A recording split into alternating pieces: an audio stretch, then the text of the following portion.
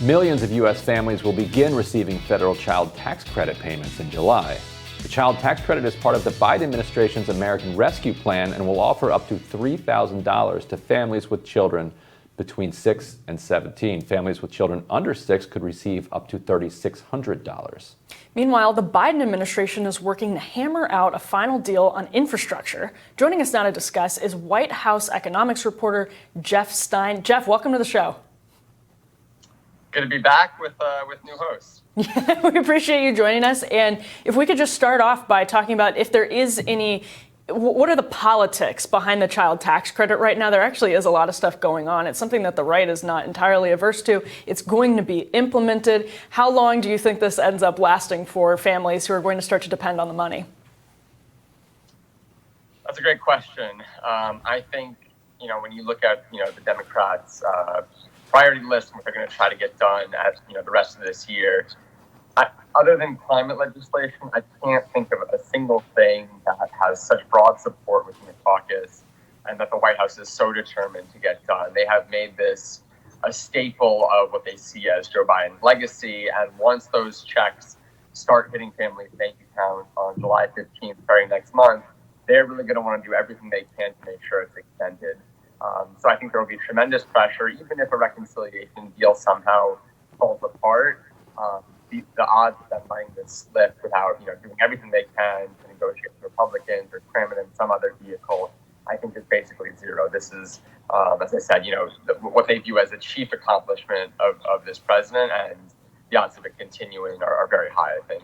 Mm-hmm. And I think this kind of speaks to that question about the reconciliation package. You have people casting some serious doubts about whether or not Democrats are going to be able to get that together. But that really is the only serious way they have of extending this, into 2025. So to me, that suggests that no matter what, they are going to get that reconciliation package through. Am I wrong there?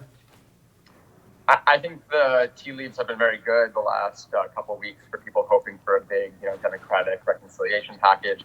Senator Joe Manchin was on MSNBC yesterday. He said very clearly that he's on board with some sort of reconciliation package, although, of course, exactly how much spending he's going to be willing to support is a big question.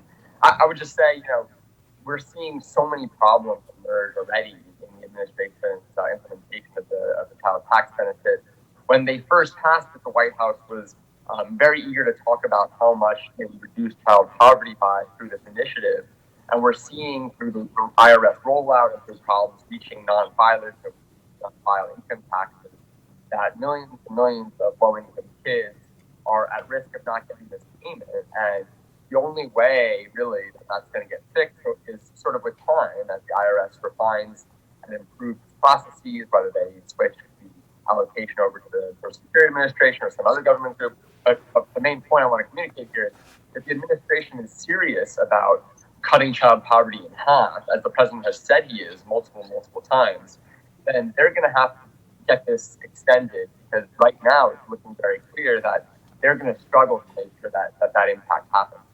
That's what I wanted to pick up on, because there is a diverse slate of proposals when it comes to the child tax credit floating around, and that actually some of which go further and some of which go further coming from people on the right. I wonder if you think going forward that implementation of this actually undercuts efforts for people, especially Democrats, to go further with different proposals that are more robust, either tax credits or benefits, the direct cash, the direct deposit framework that some people have suggested. Does implementing something like this and getting sort of the Washington lawmakers and people used to it undercut future attempts to go further, do something even more progressive? That's an interesting question. I mean, I think it is true that Mitt Romney's proposal was in some ways more, bigger and more ambitious than what Democrats ultimately proposed. But I think that can be pretty easily overstated. I mean, the bulk of what anti-poverty advocates want to do with the child tax credit is accomplished in what Democrats passed this year. I mean, I guess you could be referring to the fact that the Romney plan has a little more money for younger kids, but also remember, the Romney plan was funded in part by getting rid of a lot of existing programs. Right. It's really important to note that this really is not something that has, not to contradict you too much, but this is not something that Republicans support. I mean, Mitt Romney has put something out there And I think a lot of poverty-oriented advocates are very praiseworthy for doing that. But he's really on an island. I mean, even Marco Rubio and Mike Lee, the two senators who were most aggressive in pushing the child tax credit expansion under Trump, they've come out and bashed Romney's proposal in very aggressive terms. And they're the two members of the Republican Senate caucus who would be most sympathetic to some kind of expansion of the child tax credit. So it's very clear to me that Republicans as a whole, the Republican Party, is either apathetic or opposed to these efforts, and pushing this through is really probably the best chance it's going to get at a major meaningful reduction in child poverty. Yeah, and the Romney plan, like you said, it's framed as a consolidation of benefits, and it does. It consolidates them and takes from other places to sort of funnel things into one. Right. And so according to Representative Ilhan Omar, the White House and progressives met yesterday. We put up a tweet from her here discussing 5 priorities for the legislation. Those priorities include child and elder care, affordable housing, Medicare expansion and lowering prescription drug prices, climate change measures, and immigration reform. I wanted to ask you about a couple of those, Jeff. One, is Medicare expansion possible as part of this reconciliation package? I know it's possible, but do you think it's probable? And two, I've also heard that immigration advocates and the Congressional Hispanic Caucus in particular are pushing to get immigration included in some elements of immigration reform included in this reconciliation package. Do you think that stands a chance?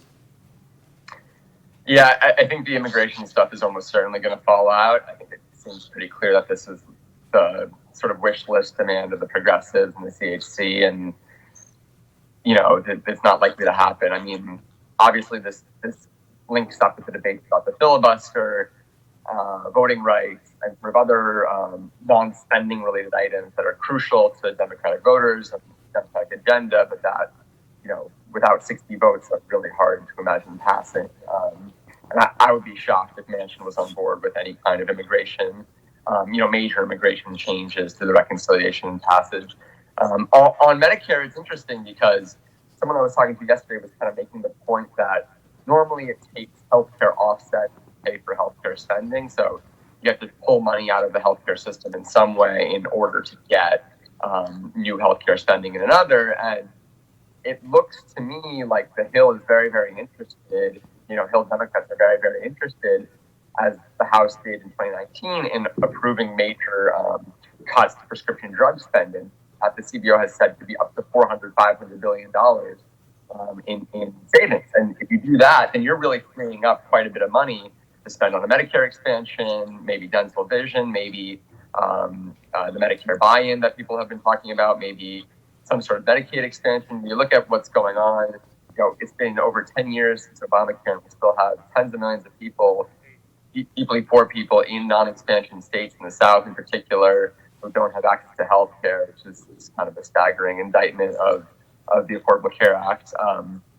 But if they get that prescription drug effort through, then yes, there should be money there and real momentum to do something with it.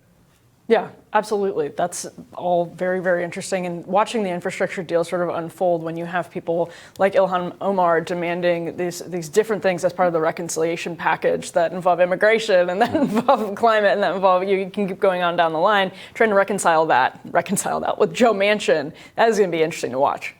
Yeah, though Joe Manchin wants to legislate too. And I think you're right that big immigration changes are unlikely, but this is everyone who takes even a 5-minute look at our immigration system sees that it hasn't been reformed since the 1980s and is just utterly broken. And there are a few things you could do to at least start streamlining things for people.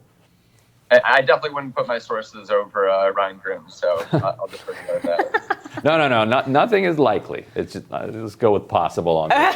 Jeff Stein, thanks so much for joining us. Thanks for having me, guys. Appreciate it.